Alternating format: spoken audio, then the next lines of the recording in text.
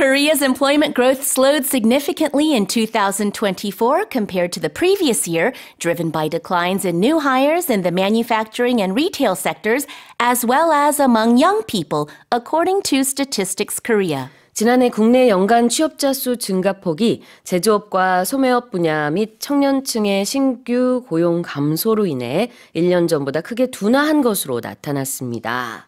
So it says in the headline that the employment growth for 2024 declined. Tell us more. Right. So the numbers declined, but they're up. They are up, yeah. Just as a number. Yeah. But overall, as I mentioned before, a little prematurely, but the pace of that overall growth is slowing down. And these numbers from 2024, we have the number of new hires increased by 159%, which is a 0.6% growth from a year earlier.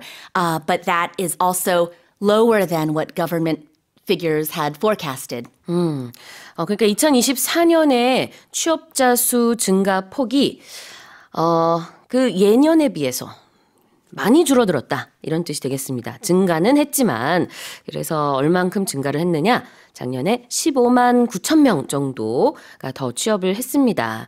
그러나 그 전해에는 얼마나 많이 증가했었는지를 좀 보게 되면은 I believe the year before it was around double the number. 한 30, 그 2배 정도 됐었죠. Right. 30만 명 정도. 또 이제 보면은 사실 코로나 때문에 한때는 취업자 수가 뚝 떨어졌었다가 그 다음에 이제 많이 늘었다가 지금은 이제 조금씩만 늘고 있는 모습이네요. I think that's the thing with anytime you have numbers, these sort of business or economic numbers, you have to really look beyond the headline. You can't just look at the headline and determine whether this is a good thing or a bad thing. Right. If you look a little bit deeper, like you're saying, after the COVID-19 pandemic, obviously, people who weren't employed, we could all go out now and the economy was moving again. So numbers shot up. There was a big surge. And then from there, we're sort of, I would say, tapering off. And that's why you see this slower pace of growth. 네. 2019년을 기준으로 우리가 많은 데이터를 보게 돼요. 이것도 역시 마찬가지인데 코로나 직전과 지금 얼마나 많이 달라졌는지 상황을 계속 확인하게 되죠. I mean, obviously, pre-COVID and post-COVID figures are very different. 그래서 2019년도 같은 경우에는 이제 항상 1년 전에 비해서 얼마나 취업자가 늘었는지 보게 되는데 30만 명 정도 늘었었고 그 다음 해는 21만 명. 그리고 21만 명 줄었습니다. 그 다음에 바로 이제 코로나 직후에는.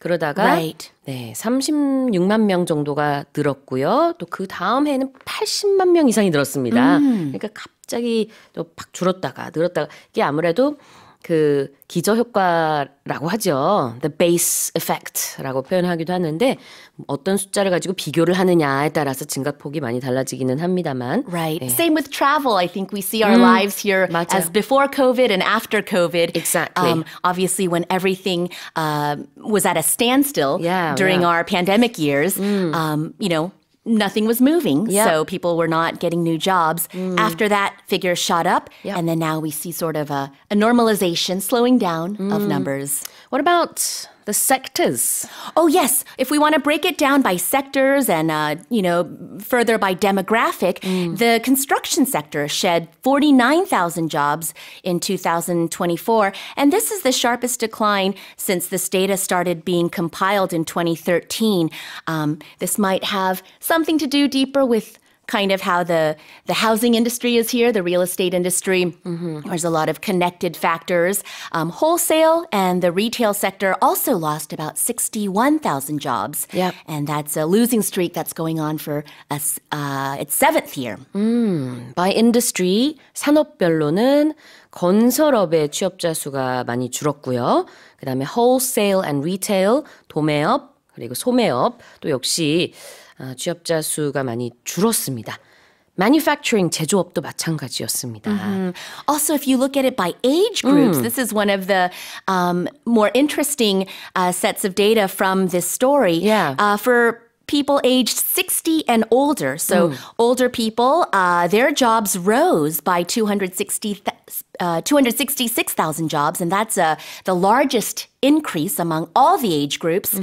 In contrast, the number of jobs for young people, so aged 15 to 29, dropped by 124,000, and that points to issues we have here with youth and young people employment.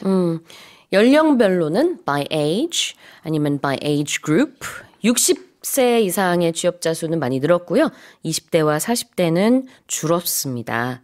또 아까 다시 그 산업별로 돌아갔을 때 우리가 줄어든 산업만 얘기했었는데 취업자가 늘어난 산업도 있어요. 보건업이라든지 사회복지 서비스업에는 취업자 수가 늘었습니다. All right, let's look at the word new hires. New hires. In there we have hires, H-I-R-E-S. H-I-R-E, hire, is a word familiar to many of our listeners, I would think. And often it's used as a verb to hire somebody for a job, to use somebody for a job, to employ somebody as for a job. When we use it as a noun, you're talking about that person. Yep. So a new hire is a new employee, a new part-time worker, somebody that you've brought on to the job. You could say a new recruit or a new employee, excuse me. 여기서 H-I-R-E, hire라는 게 명사로 쓰여가지고요. 채용된 사람이라는 의미인데요. 보통은 동사로 많이 쓰죠. 채용하다. 이렇게 hire. 그래서 new hires라는 거는 신규 채용자가 되겠고요. What about the expression as well as? As well as. It's just another way to say and or in addition to. Yeah. So you have two things that you want to connect. As well as serves the same function as and, additionally. I would like to have that sandwich as well as the salad. Right. Or, and the salad.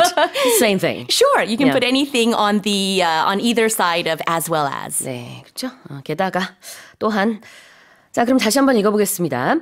Korea's employment growth slowed significantly in 2024 compared to the previous year, driven by declines in new hires in the manufacturing and retail sectors, as well as among young people, according to Statistics Korea.